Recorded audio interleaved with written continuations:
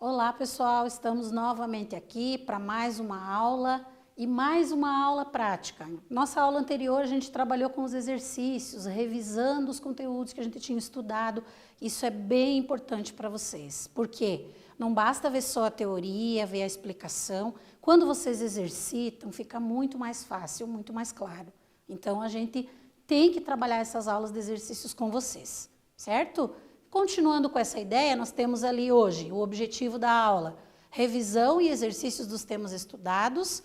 Temas são organização do espaço geográfico mundial, fluxos e revoluções industriais, a partir da elaboração de mapas conceituais e tabelas.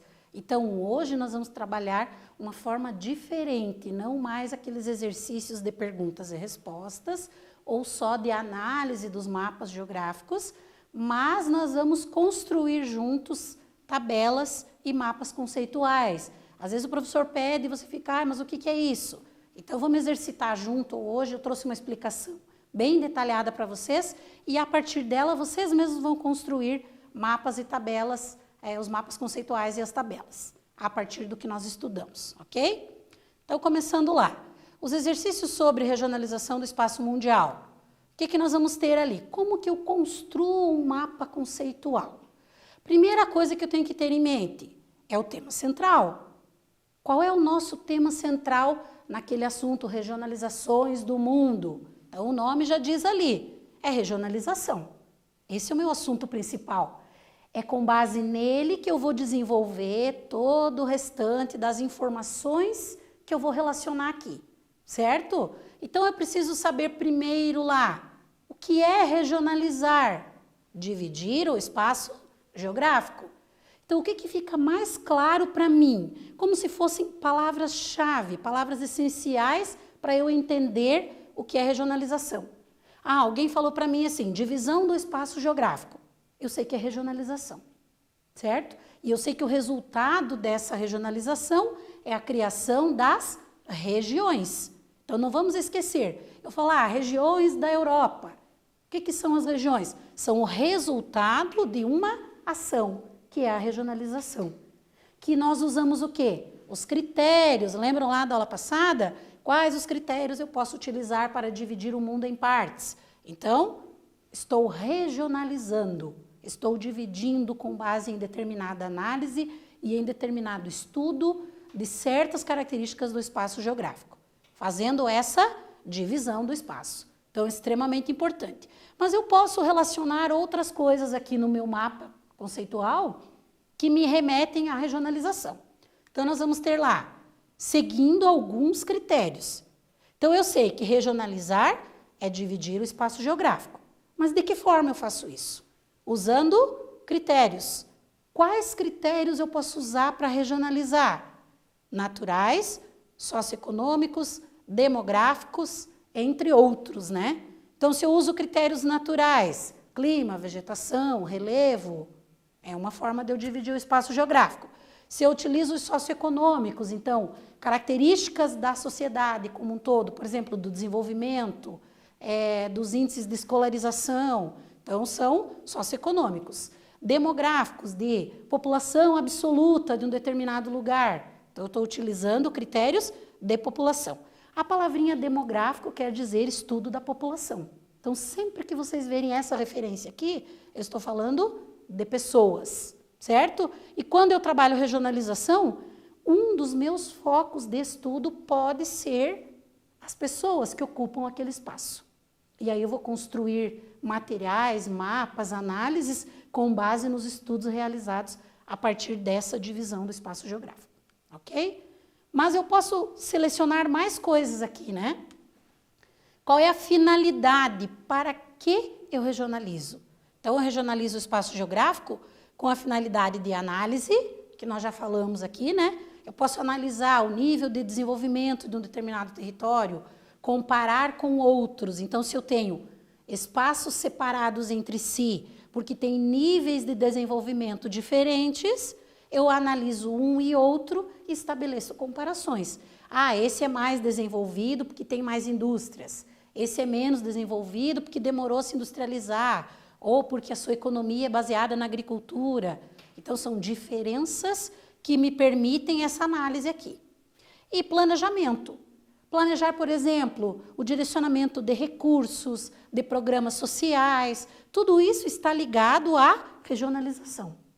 Se eu tenho uma determinada parte do globo que tem mais pessoas idosas, por exemplo, não adianta eu desenvolver programas ou atividades voltadas para crianças, porque eu não vou atender as demandas daquela região que tem idosos, ok? Então, ali, finalidade e planejamento. Para que a gente faz? E ainda existem diferentes regionalizações do espaço geográfico. Nesse modelo que eu elaborei para vocês aqui, a gente podia continuar. Se você quer fazer lá no teu caderno, depois que a gente acabar a aula, você pode pegar este mesmo slide aqui e continuar lá. Diferentes regionalizações do espaço mundial. Aí eu posso criar mais flechas aqui e apresentar quais são essas regionalizações do espaço mundial que nós estudamos nas aulas anteriores. Então, eu consigo estabelecer mais informações aqui se eu for construir um mapa conceitual. O que é importante desta forma de estudo? É você olhar e enxergar com clareza as informações principais do assunto estudado. Muitas vezes, quando eu elaboro adequadamente o mapa conceitual, fica muito mais fácil de eu entender o assunto do que se fosse um questionário. Então, ele é um método bem importante, não só para a geografia, mas para outras disciplinas vocês podem utilizar esta forma de estudo. Ok? Como eu elaboro uma tabela? Então, nós vimos ali o mapa conceitual, mas existe também a forma de elaborar as tabelas. Como que a gente faz? Eu tenho dados, eu tenho informações e eu quero organizar isso graficamente, para que fique mais visível para mim e que eu entenda claramente, né? Se eu pegar ali o tema histórico das regionalizações do mundo, como que eu vou organizar isso numa tabela? Então, vamos ver lá. A partir do conteúdo estudado, selecionamos os dados e informações mais importantes para constituir a tabela. Vejamos como fica uma tabela sobre as regionalizações do espaço mundial. Então, eu vou primeiro verificar o conteúdo estudado, depois selecionar dados e informações mais importantes e aí sim eu vou construir esse material. Então, vamos ver lá. Aqui tem um modelinho bem bacana. Regionalizações do espaço mundial é o título central. Né? Aí eu vou ter o quê? O que eu quero colocar na minha tabela de informações? Eu até tinha deixado numa aula anterior um exercício para vocês, que era justamente a construção de uma tabela. Então agora vocês podem voltar lá naquele exercício depois e verificar se vocês fizeram certo ou não, tá? Então o que eu coloquei aqui de informações? Tipos de regionalização, critério, período, característica e países ou áreas envolvidas em cada uma delas. Aí eu coloquei aqui quais são os tipos de regionalização que eu gostaria de elencar aqui daqueles que nós estudamos. Então tá lá, mundo bipolar foi um tipo. Qual o critério? Geopolítico, né? A disputa entre países, a disputa do domínio mundial. Período, Guerra Fria, quando aconteceu essa divisão do mundo em bipolar, em dois polos de poder, no período da Guerra Fria. Características, mundo dividido em dois polos de poder. Então, eu tenho aqui uma característica bem clara do que era o mundo bipolar. E quem eram os países ou as áreas envolvidas? Estados Unidos e a União Soviética. Na sequência ali, outra regionalização que nós estudamos. Primeiro, segundo e terceiro mundo. Qual é o critério utilizado para essa divisão? Socioeconômico. Quando ela aconteceu? Após a Segunda Guerra.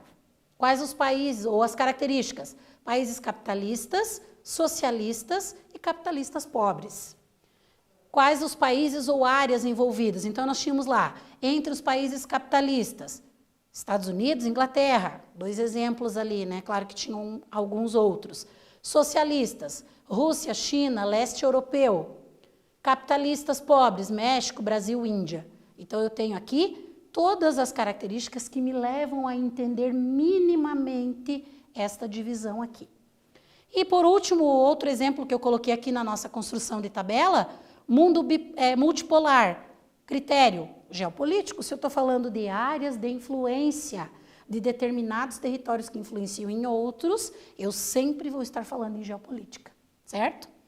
Após o fim da Guerra Fria. Então, quando terminou a Guerra Fria, eu tive aqui um mundo dividido em vários polos de poder, certo? Vários polos de poder. Quais eram os países que representavam aqui? Estados Unidos tinha uma área de influência, a Europa Ocidental, então alguns países da Europa Ocidental com influências ali na região, e o Japão também com uma área de influência, certo? Então, um modelo de tabela que é bem importante para vocês estudarem, porque aí vocês colocam o que foi estudado e desenham aqui na tabela as características mais importantes sobre o assunto. Fica mais claro, né? Fica bem interessante da gente ver os temas ali. A partir de uma tabela, então dessa que nós construímos ali, nós podemos fazer um mapa conceitual, certo? Que é aquele primeiro modelinho que eu mostrei da regionalização para vocês. Então, eu posso fazer a tabela e, a partir dela, elaborar uma forma diferente de visualizar as informações. Então, ali nós falamos de diferentes formas de regionalizar o mundo. Aí eu coloquei ali que é dividir o espaço para análise do mesmo. Critérios, por exemplo, físicos, o que nós vamos ter aqui? Distribuição dos continentes, é um critério físico. Critérios socioeconômicos, regionalização com base em dados socioeconômicos. Então, aqui nós vamos ter alguns critérios que são utilizados para a divisão do mundo. E aí eu posso ilustrar, inclusive, com imagens o meu mapa conceitual ou com mapas, que vai facilitar o meu próprio entendimento e aprendizado ali na elaboração. Então, por exemplo, aqui, nesta parte aqui do mapa conceitual, eu usei informações da tabela anterior. Ou seja, eu posso usar uma tabela para construir o mapa conceitual depois, certo? Aqui mais aproximado para a gente ver, então, só dessa parte aqui das informações que a gente tinha lá naquela tabela, né? Então, é outra forma de eu visualizar as informações, os conteúdos que eu estou estudando. Aqui também dos critérios físicos, ilustrado ali com a divisão, porque visualmente fica melhor para a gente ver, né? E aqui a outra parte também que nós falamos do primeiro, segundo e terceiro mundo, dos países do norte e países do sul, e da divisão atual que nós temos ali, países centrais ou desenvolvidos, os subdesenvolvidos e os emergentes, né? Especialmente ali formados pelos BRICS, que vocês estudaram numa aula anterior também, lá dos blocos econômicos. E aí nós temos os mapas que ilustram essa ideia que eu coloquei aqui no papel. Então, em uma folha de caderno, vocês conseguem colocar as principais informações sobre aquele conteúdo. Continuando lá. Agora, exercício sobre a Revolução Tecnológica, Científica e Informacional, ainda nessa ideia de mão na massa, né, de trabalhar os conteúdos que nós tínhamos estudado mais teoricamente, e o desenvolvimento econômico também é outro assunto. Vamos construir uma tabela? Agora vocês já viram como que a gente faz, né? Eu vou coletar os dados, vou pegar as informações e vou organizá-las de uma forma que visualmente fica interessante. Então, ali eu coloquei a primeira parte, porque eu quero que vocês trabalhem com esses assuntos aqui, tentando relembrar lá o que a gente estudou. E, aliás, aquele exercício que eu tinha deixado para vocês trata disso. Primeira Revolução Industrial, segunda Revolução Industrial, terceira Revolução Industrial. Então, já coloquei ali os temas que eu vou trabalhar. Depois, a segunda parte da nossa tabela. Quando aconteceu a primeira, segunda, terceira revolução? Quem ou onde, né? As fontes de energia utilizadas e as indústrias que se desenvolveram. Então, agora vocês vão ter um tempinho para tentar preencher essa tabela aqui, relembrando o que a gente estudou, justamente essa ideia de testar o que vocês aprenderam, e depois a gente volta para preencher juntos ali e fazer a correção.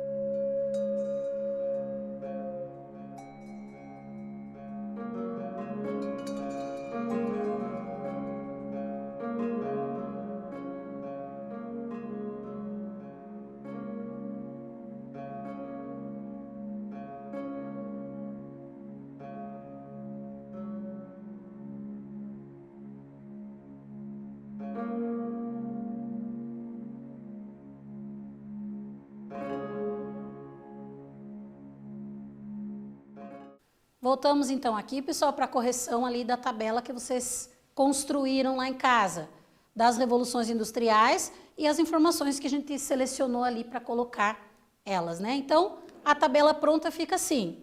Quando ocorreu a primeira revolução industrial? Século XVIII. Onde ela aconteceu? Na Inglaterra. Qual a fonte de energia? Carvão mineral. E as indústrias? Têxtil, siderúrgica, a vapor. Certo? Utilizando ali a força hídrica, né, o aquecimento da água também para desenvolver, para movimentar as máquinas. Segunda Revolução Industrial, século XIX, onde aconteceu ou quem eram os países envolvidos? Estados Unidos, França, Japão e Alemanha. Fonte de energia, petróleo, hidrelétrica. Indústrias, automobilística, metalúrgica e petroquímica. Então, todas envolvendo a questão do petróleo, que era o principal recurso, que foi o elemento que mudou aqui da primeira para a segunda Revolução Industrial.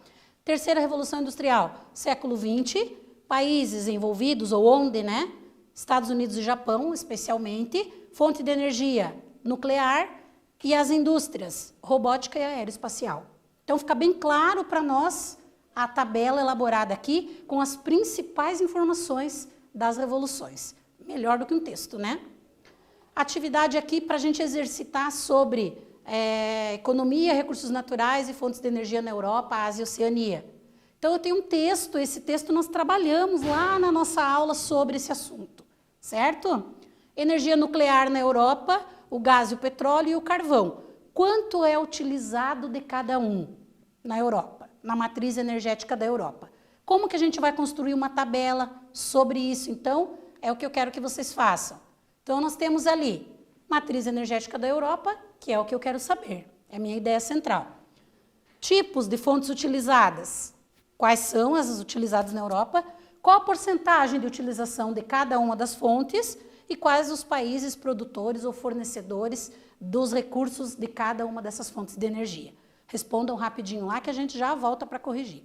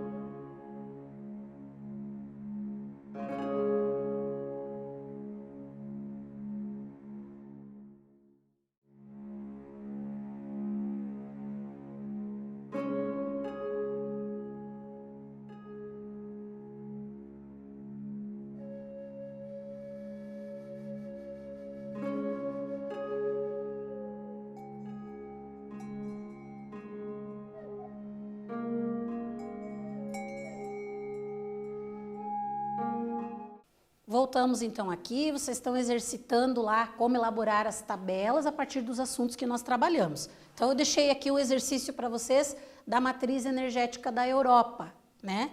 Quais as fontes utilizadas, a porcentagem, os países produtores ou fornecedores. Vamos ver lá se a tabela de vocês ficou igual à minha, né? Então o que nós temos ali? As fontes utilizadas: nuclear, gás e petróleo e carvão mineral. Isso estava descrito lá no texto, que era a base para vocês montarem a tabela. Qual a porcentagem de utilização dessas fontes na Europa? Então, a energia nuclear, 28%. Gás e petróleo, 30%. E o carvão mineral, 20%. E aí aqui os países produtores ou fornecedores. Então, nós vamos ter França, Bélgica e Eslovênia para a energia nuclear. Gás e petróleo, Noruega, Rússia, Líbia e Argélia. E carvão mineral, Polônia e Alemanha são os atuais principais produtores ali, fornecedores.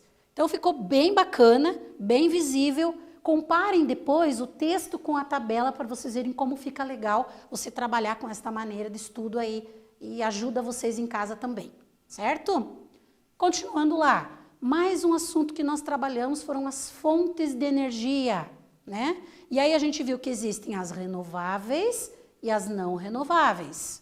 As renováveis são aquelas que continuam disponíveis depois que são utilizadas, ou seja, elas não se esgotam, elas se refazem rapidamente na natureza e voltam a ficar disponíveis para o ser humano, para a sociedade utilizar, né? Temos alguns exemplos ali, entre eles a energia solar, a hidráulica, a eólica, a geotérmica, que é do calor interno do planeta, e algumas outras que são utilizadas pelo mundo aí, são renováveis, né? Que a natureza renova rapidamente. Aqui um exemplo em forma mais visual para a gente relembrar. Então, a geotérmica, que é do calor interno da Terra, a energia solar, como o próprio nome já diz, né? Do Sol, a energia eólica, que é a partir da força dos ventos, né? Então, são alguns exemplos ali que nós vamos ter das marés, né, que é pelo movimento das ondas, são exemplos de fontes de energia renováveis. E aí nós vamos ter as não renováveis. Por que a gente usa esse termo não renováveis? A gente falou na aula lá com vocês. Não renováveis porque demoram milhões de anos para se formar e se esgotarão e não serão repostas para os padrões humanos. Pode ser que daqui a alguns milhões ou bilhões de anos a gente tenha outras reservas de petróleo, mas para a nossa sociedade atual, elas vão se esgotar, as reservas que já existem. E estas que já existem não retornarão rapidamente. Por isso que a gente diz que elas são não renováveis. Mesmo sendo não renováveis, elas ainda ocupam a maior porcentagem de utilização do ser humano, certo? A sociedade utiliza mais as não renováveis ainda do que as renováveis. Exemplos ali, o petróleo, o gás natural, o carvão mineral e o urânio, certo? Aqui uma ilustração só para a gente relembrar lá os tipos, né? Então tá demonstrando ali cada um deles, né? Que vão gerar energia, que vão movimentar as máquinas, os veículos, os motores e que vão reorganizar o espaço geográfico de uma maneira diferente de quando elas não eram usadas. Então, a maneira com que o espaço se organiza, com que a sociedade desenvolve suas atividades, está relacionada com as fontes de energia que ela utiliza. Desafio agora para vocês: elaborar um mapa conceitual sobre as fontes de energia, contendo os seguintes dados. Então, com base no que eu acabei de falar aqui com vocês. Quais são as fontes? Renováveis e não renováveis. Características delas e exemplos de cada uma. Então, vocês vão elaborar um mapa conceitual e a gente já volta daí para corrigir junto, ver se vocês conseguiram lá fazer direitinho.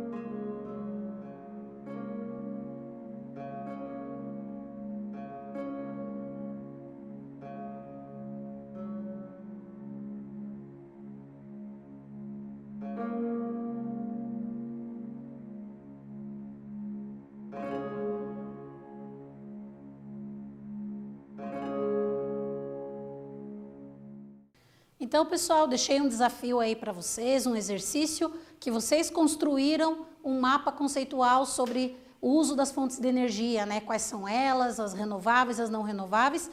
Vamos lá para a correção, vão acompanhando aí no caderno para ver se vocês fizeram certinho, né? Quais eram os itens que tinham que constar ali no meu mapa conceitual? As fontes renováveis e não renováveis, características e exemplos de cada uma, certo? Então, temos lá fontes de energia, que é o nosso tema central, certo? Quais são os tipos? Então, separei em 2 aqui, que são aqueles que nós vimos. As renováveis e não renováveis. Então, eu estou construindo a minha ideia aqui das informações principais do que nós trabalhamos. Aí, depois, nós vamos ter ali, as renováveis não se esgotam. As não renováveis se esgotarão e não serão repostas. Então, isso aqui é básico para vocês entenderem as fontes de energia e a maneira como a sociedade as utiliza, né? Até mesmo os recursos que são utilizados e vão se esgotando e a sociedade tem que buscar novas formas. Então, quando eu digo buscar novas formas, primeiro a sociedade era baseada só nas fontes não renováveis. Depois começa a descobrir o uso de outras fontes de energia para suprir a necessidade daquilo que uma hora vai se esgotar. Então, são as informações mais importantes que nós temos que selecionar ali.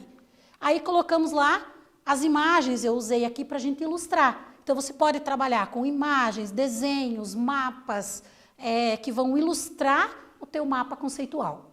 Coloquei aqui os exemplos das energias renováveis e das não renováveis, bem ilustradinho ali, bonitinho, para vocês acompanharem. E, por fim, ali, exemplos de cada um dos tipos. Das energias renováveis, eólica, solar e hídrica. Das não renováveis, carvão, petróleo e gás natural. Ou seja, se eu olhar para esse mapa conceitual que eu elaborei aqui, eu consigo entender claramente todas as informações relacionadas às fontes de energia. E isso vocês podem usar para qualquer assunto que vocês vão trabalhar, tanto em geografia quanto em outras disciplinas. Então, a ideia da aula de hoje era justamente ensinar uma nova forma de vocês organizarem os conteúdos, principalmente nesse período que vocês estão aí sozinhos no estudo, né? E que tem que achar formas mais interessantes até de vocês se apropriarem do conhecimento. Às vezes, na forma textual é muito difícil. Tem gente que aprende mais na forma visual. Então, hoje a proposição da aula era justamente essa, que vocês fizessem algo diferente para entender os conteúdos que nós trabalhamos. Elaboração das tabelas e dos mapas conceituais. Espero ter contribuído para vocês na aula de hoje em relação a esses temas. Na próxima aula voltamos com um assunto novo e qualquer dúvida vão perguntando lá no aplicativo. Até mais, pessoal!